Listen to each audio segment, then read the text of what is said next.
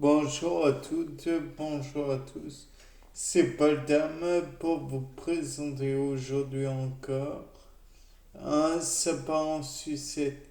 Et aujourd'hui, je pensais à est-ce que le qu'est-ce qui fait de l'oiselire un être particulier?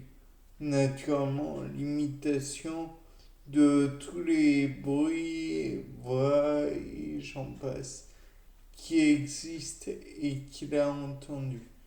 Donc l'utilité en revanche de cette faculté absolument incroyable, c'est tout d'abord que l'oiselier pourrait tout d'abord, comme je viens de le dire, attirer les femelles, les mâles pourraient attirer les femelles sans trop de problèmes, juste en ayant un chant particulier qui ramène plusieurs types de sons qui pourraient être agréables à l'oreille, entre guillemets, oreille de la femelle. Il faudrait demander à une personne du conservatoire ou musicologue ou que sais-je d'essayer de déterminer ce qu'il y a comme type de mélodie derrière le chant de l'oiselier. Après tout, s'il chante, c'est peut-être pour ça. Peut-être aussi que l'on peut imaginer que l'oiselier dans, essaye de reproduire des bruits qui pourraient effrayer ses prédateurs, du genre le bruit du prédateur d'un prédateur, ou alors reproduire des sons qui pourraient être annonciateurs pour le prédateur, encore une fois, de quelque chose qui pourrait mal tourner. Du genre, si l'oiseau lié en question est sur une branche et que le prédateur grimpe sur la même branche, l'oiselier pourrait engendrer un bruit de branche qui casse. Et donc là, il pourrait limite faire peur à son prédateur. Bien sûr, il y a toujours le fait que si le prédateur en lui-même a un autre prédateur, supposons c'est une mangouste se fait qui est ensuite chassée par une panthère, je dis n'importe quoi, l'oiselier pourrait imiter le bruit de la panthère, de son rugissement ou de son miaulement, ou que sais-je encore, et éventuellement effrayer la mangouste et donc permettre à l'oiselier de survivre plus facilement.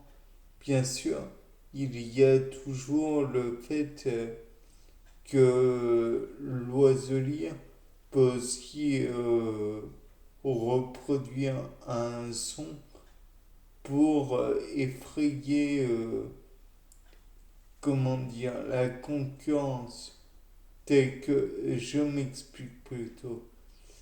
S'il a une femelle, avoir en lui la possibilité de reproduire le rugissement de la panthère précédemment dite, alors ça va effrayer éventuellement le prédateur.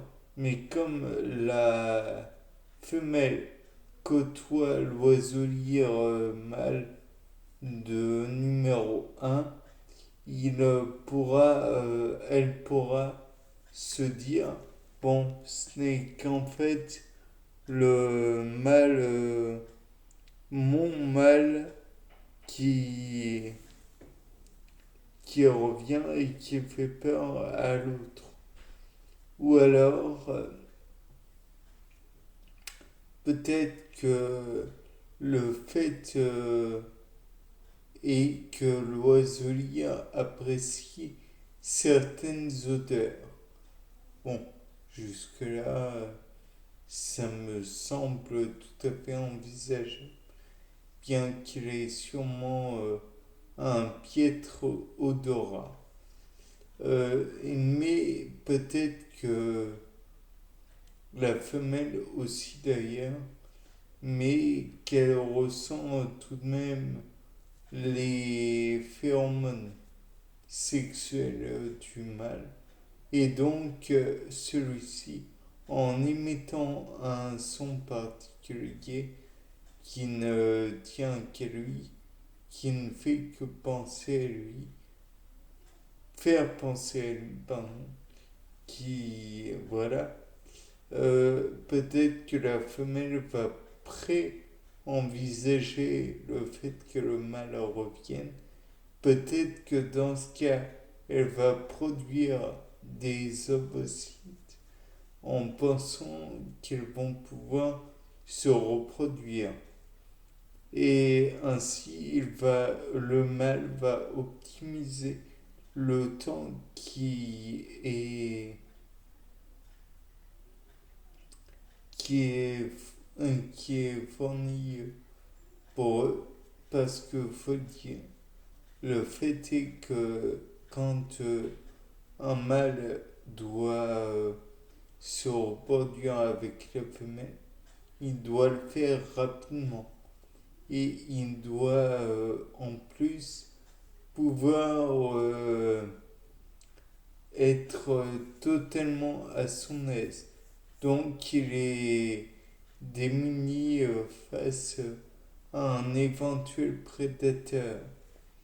Et donc face à un prédateur qui le pourchasse, il pourrait tout bonnement être crotté, si vous me permettez ce terme. Et donc, l'oiseau lyre pourrait aussi faire des bruits, parce que j'en ai vu sur certains sites internet, youtube.fr pour commencer, où il reproduit certains bruits. Peut-être que ça aurait pour effet d'apaiser la femelle et comment dire, de la mettre plus en état de se faire féconder, ou même en état plus simplement de pondre son œuf. Le mâle aurait donc un effet relaxant sur la femelle et lui permettrait par la suite de se détendre face à comment, à l'exercice non négligeable que c'est de pondre un œuf. Certes, de prime abord, on dira que beaucoup comment dire, de volatiles peuvent faire son problème, mais là, c'est juste pour faciliter. Peut-être que le col de l'utérus de la femelle, ou le vagin, ou l'orifice génital sont très très raides, et donc il est difficile pour la femelle d'élargir ceci. Le mâle la détendrait pour permettre la sortie et la ponte en somme. Bien, c'était Paul Dame pour vous présenter un nouveau sapin en sucette. Au revoir.